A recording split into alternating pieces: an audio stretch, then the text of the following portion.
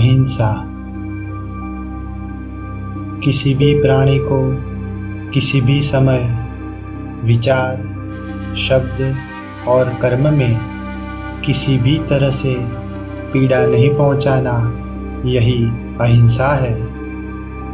सत्य, ब्रह्मचर्य, अस्तेय और अपरिग्रह का मूल अहिंसा ही है। ये चारों का पालन अहिंसा को पूर्ण बनाने के लिए ही किया जाता है। मांसाहार का त्याग भी अहिंसा के पालन में ही आता है, क्योंकि बिना किसी प्रकार की हिंसा के ये प्राप्त नहीं होता है। यदि आप किसी दूसरे इंसान को चोट पहुंचाते हैं या आपकी वजह से दूसरे को चोट पहुंचती है, या तो यहाँ तक कि आपकी सहमति से किसी के द्वारा दूसरे को होने वाली पीड़ा का भी उतना ही पाप लगता है। अहिंसा का अभ्यास दिव्य जीवन का अभ्यास है। अहिंसा, सत्य, ब्रह्मचर्य आदि को महाव्रत या सार्वभौमिक व्रत माना गया है। अहिंसा कोई नीति नहीं है, यह एक उदात्त गुण है। जो कोई भगवान को प्राप्त करना चाहता है, उसे अहिंसा का अभ्यास अवश्य करना चाहिए। अहिंसा का नियम गुरुत्वाकर्षण के नियम जितना ही सटीक और पूर्ण है।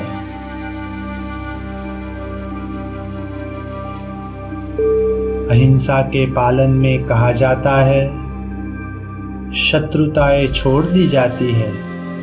इस वाक्य का अर्थ है, सभी प्राणी, मनुष्य, पशु, पक्षी और जहरीले जीव बिना किसी डर के अभ्यासी के संपर्क में आएंगे और उससे किसी भी तरह का कोई नुकसान नहीं पहुंचाया जाएगा। एक सन्यासी को उनका जीवन खतरे में हो तब भी अपना बचाव और हिंसा का इस्तेमाल नहीं करना चाहिए।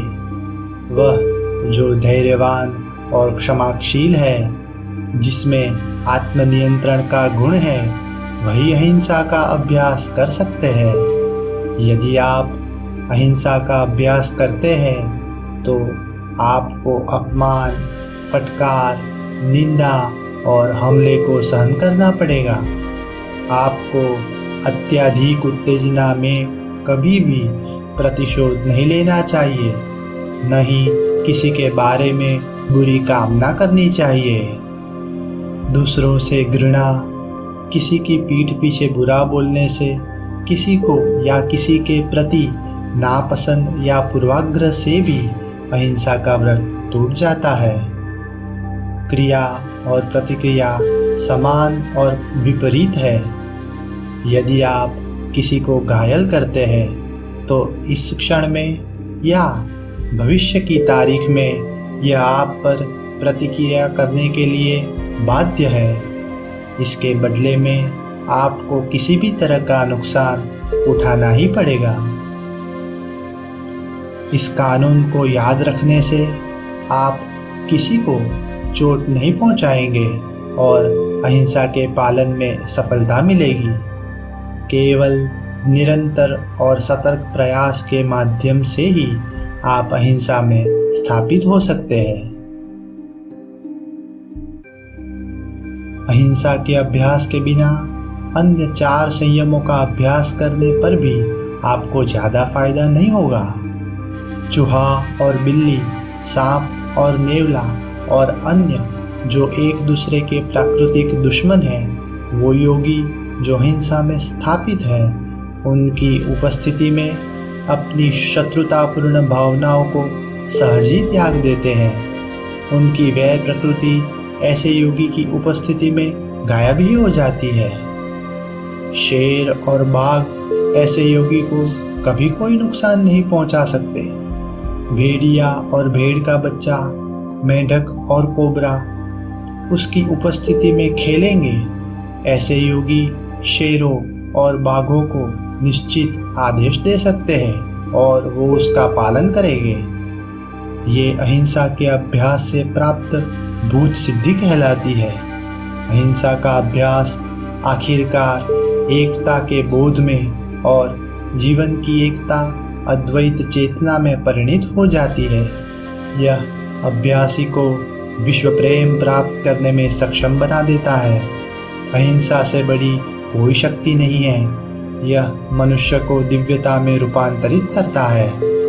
अहिंसा के अभ्यास से हृदय का अद्भुत तरीके से विकास होता है।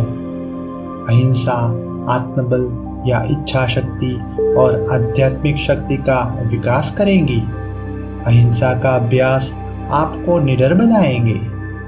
वह जो अहिंसा का अभ्यास करता है वह पूरी दुनिया को प्रभावित कर सकता है। वह जंगली जानवरों को भी वश में कर सकता है। अहिंसा के अभ्यास से क्रोध को आसानी से नियंत्रित किया जा सकता है। यदि मनुष्य अहिंसा में स्थापित हो जाता है तो उनकी उपस्थिति से दूसरों की भी सारी दुश्मनी खत्म हो जाती है। अहिंसा को पालन करने वाला धन्य है। इसीलिए कहा गया है, अहिंसा परमो धर्म।